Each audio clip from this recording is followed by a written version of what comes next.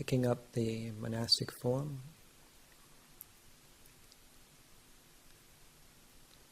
And I've already said it a few times, and this word form. And there's many ways to think about it. So there's the Dhamma, and the aspiration to realize Dhamma, to realize the unconditioned, unshakable peace that the Buddha pointed out. He lived it, his own example, his own awakening, pointing to offering teachings, pointing the way for other beings to realize this unshakable, unconditional peace. So that's the Dhamma, the unconditioned, and then there's all these conditions. And all of us we're conditioned beings. We're conditioned by being born. We have bodies. They're formed, subject to conditions. Everything we see, hear, smell, taste, touch, think, feel, is conditioned by various things. Different elements, ingredients come together to bring us to this momentary experience, moment by moment experience. And then you've got these transcendent teachings pointing to the unconditioned, that which is not formed, not created. And that becomes challenging to think about, because we can only really think about conditions, because thinking is conditioned. That's why the unconditioned can't be described. It's generally, not always, but generally spoken about in the via negativa, that just by using negations. It's, as I just used just now, the unformed. It's the unconditioned, uncreated. So we can't form a picture of that.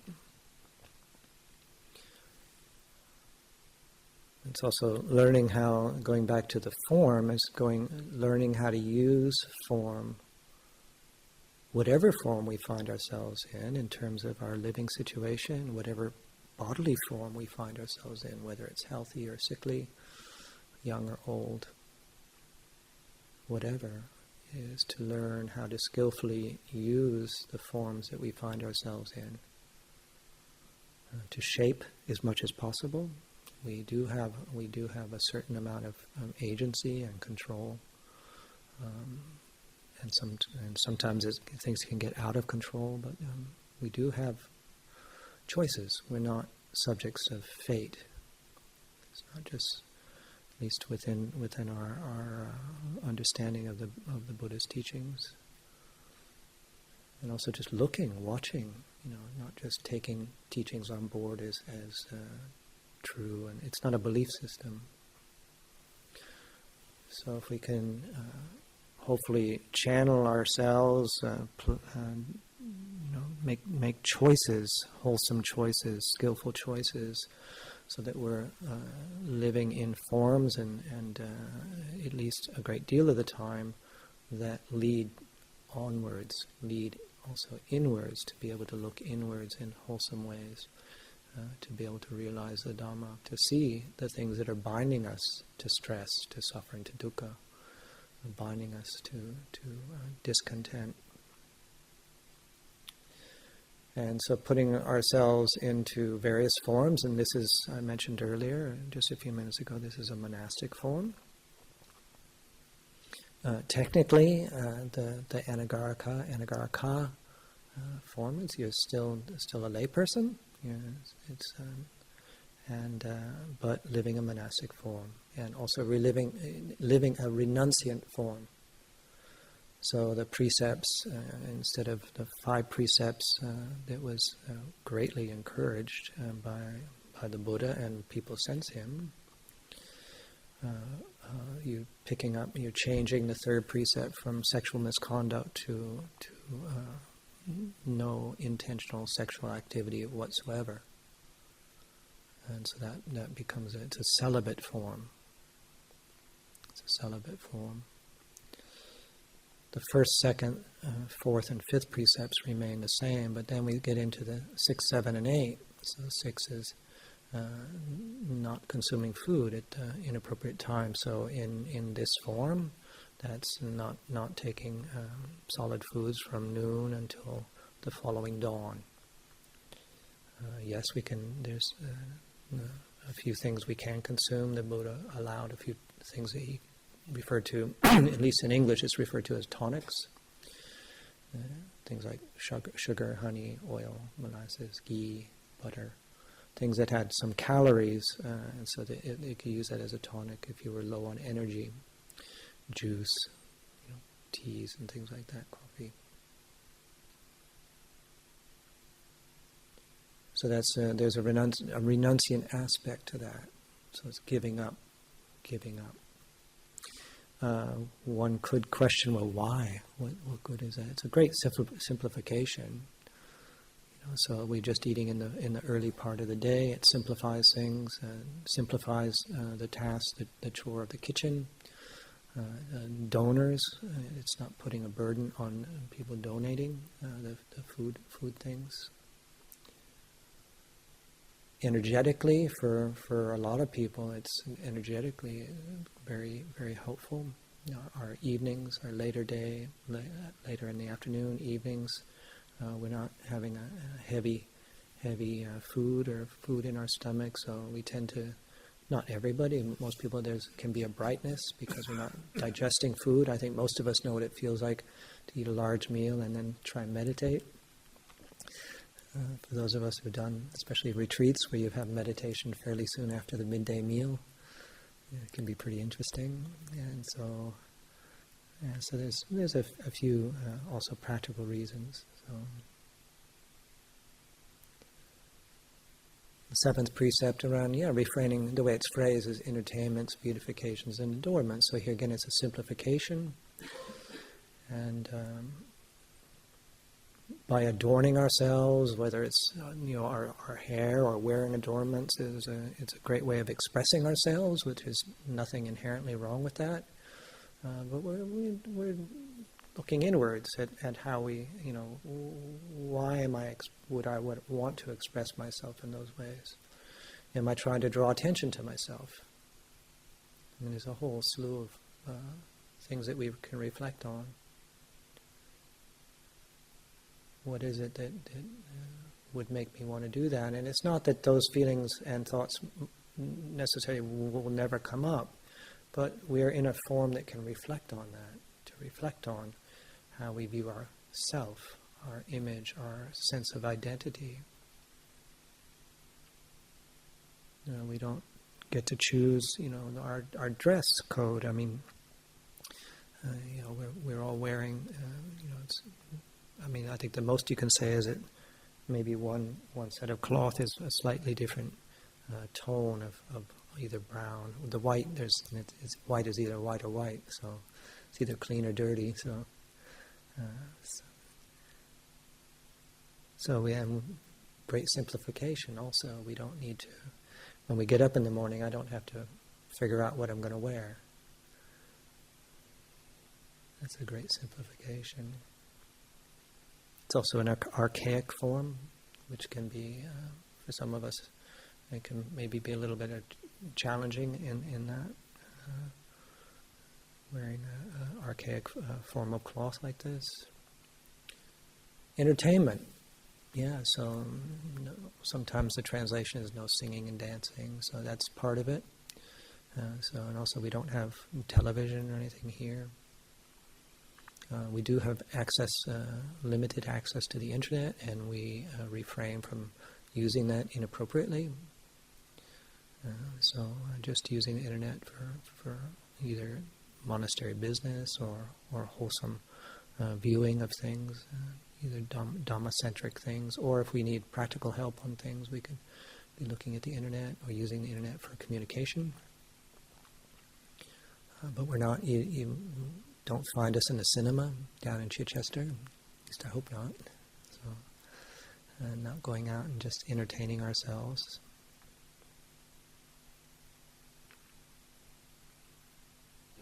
the last precept, the 8th precept, is an interesting phrasing, to refrain from using a high or luxurious sleeping place. And the way my teachers most often reflected on this was to not be using sleep as an escape, comfort as an escape, but in particular sleep, because I think a lot of us have probably experienced that using sleep to get away from difficult mind and heart states, just to sort of blank out, or to overindulge in sleep, to be getting more sleep than we need. And we all need a different amount. And also for each individual, what I need, for instance, in terms of sleep, adequate sleep in the summer is very different from what I need in the winter. What I need when I'm feeling really healthy is very different than what I feel if I'm stretched, physically stretched, if I'm more active. This is very easy to see. So I do encourage all of us, in the way I practice, is to be attentive to our needs, but try and get tuned in to what is a need and what is a desire or craving. So where does sort of a defilement, or in that Pali word kilesa, where does defilement take over? Maybe that little inner voice that is convincing us, well, yeah, you really do need 14 hours of sleep a day, and yeah, you need to do this or that. Yeah, to not get it to challenge our attachments to comfort. Can we endure some discomfort? So, for instance, our tradition is very much on the floor tradition. Now, that doesn't mean that when we have physical challenges, for instance, you can see Sangha members need to use a chair, and that's absolutely appropriate, absolutely, because of limits. But sometimes we're in a difficult, or no, not difficult, but a challenging physical posture. I've been coming to the monasteries, for over 30 years. I've been in monastic life about 23 years, and I still don't find this position comfortable. I still find it uncomfortable. It's sitting a little bit like a mermaid. And so it's not a position that my body particularly likes. And so learning to bear with at least a certain level of discomfort, as long as we're not hurting ourselves, actually doing damage to our bodies. And that here again, it's using our mindfulness. So meditation obviously is very central to our practice. But Dhamma practice is more than meditation. There's more to it. Or there's a Dhamma book was produced at our monastery in California by Giri. One of our dear friends of the monastery produced a book called More Than Mindfulness. And I like that title. It's more than mindfulness. The Buddha, he laid out, he shared what he referred to as the Four Noble Truths, and the fourth of those Noble Truths is the Eightfold Path. The Noble Eightfold Path. And that Noble Eightfold Path, 2 out of 8 are referring specifically to meditation. It's holistic. The training is holistic, and that's whether we're in a monastic form or not. For the realization of this unshakable, unconditional peace, is that we need to develop the entire path, and it's not linear. It's not linear. It's not like, okay, I'm going to do one, and then the second, and the third, fourth, fifth, sixth, seventh, eighth. They can be. We're cultivating. Bringing them up, cultivating them. And so that's the thing that I have experienced in terms of the benefit of form And now the monastic form, it's not suitable for everybody. But for those people where it resonates and it seems to be, nourishing us as a human being, I find myself that the form, because I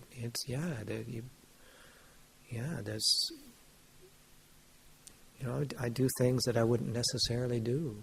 I live in ways that I wouldn't necessarily do, and I haven't found one thing that has been unwholesome. It's a wholesome form, and it's up to us to live it in a wholesome way. These precepts and the other aspects of form, as I was saying, there's more than precepts. There's a whole, the etiquette in the Anagarika training. Of course, we don't expect, people just joining the community and just joining the form to be refined in their etiquette, their monastic etiquette. No, it's a gradual training. It's a gentleness, and we're encouraged to keep our eyes open. All right. Well, why do... for instance, I wasn't... well before I took up monastic life, I used to go a lot to Amaravati Monastery. I was living in London, and I'd try to get up there at least one night a week to listen to a Dhamma talk. And I'd be sitting behind the male monastic community, and I would see people sitting like this. It's referred to as the polite posture. So we got so that our feet aren't exposed, and we've got one leg sort of bent this way and the other one underneath. And I would see that, but I thought I just didn't clock that it was actually prescribed. I just thought it was a bit quirky.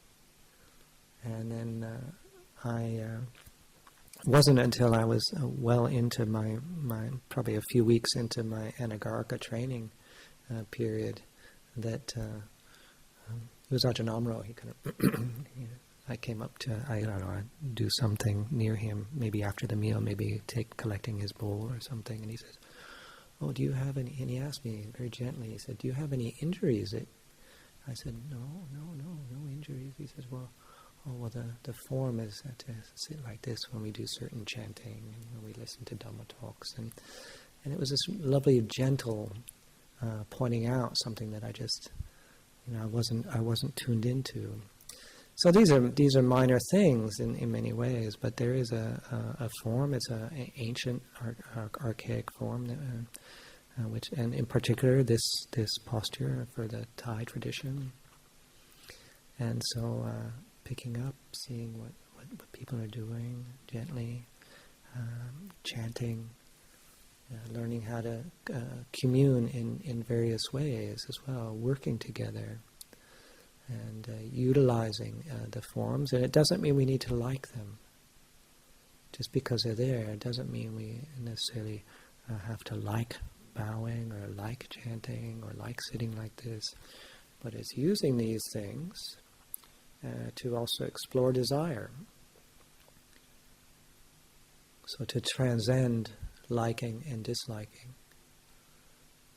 So I never met Lumpur Cha, but he's famously quoted, he's a lot of quotes, but he said, I don't know what it is in the Thai language because I don't speak Thai, but in the English translation, I think is liking and disliking with equal value in Dhamma. So liking and disliking, equal value. So to be able, it's pointing to a transcendent quality of whether we're liking something or disliking it, we're okay. Our well-being, our peace is unconditional. It's not, a conditional peace would be, we need to be in a liking situation. For instance, oh, I like this, okay, I'm okay. What Lumpur Cha is, he's actually referring to the Buddha's teachings. But Lumpur Cha, that expression is that whether we like it or not, don't like it, to develop that heart and mind that's okay. Unshakable, unconditional peace. And that's where having things not necessarily the way we want them. Maybe we like morning puja at 5 in the morning. Maybe we're a real morning person. Maybe we're more of a night owl, and we find getting up at 4:30 in the morning very challenging. And it doesn't matter. In terms of Dhamma practice, is it having that sort of friction. That friction of the unwanted, it can in some ways be the thing where we learn more. We learn more. If everything's just going our way and smooth and we like everything, and that's very pleasant, but it might be, I'm not saying it necessarily is, but it might be that it's those moments of the unwanted. Or the clinging to the wanted. That's the other side of it. So it's the grasping. So I think that's probably about enough to offer as a reflection, but I really once again want to welcome Anagarika Ravi to the form. And as you recited, it's you've requested guidance from the Sangha, and please also know that you please reach out for guidance. It's not just you don't need to wait for guidance or any sort of assistance. This is a community, and we support each other up and down the line, and so reach out to your sort of colleagues in the holy life. And of course we do have mentors, official mentors, but they're not the only people. Feel free to reach out to. And may it go well for you. So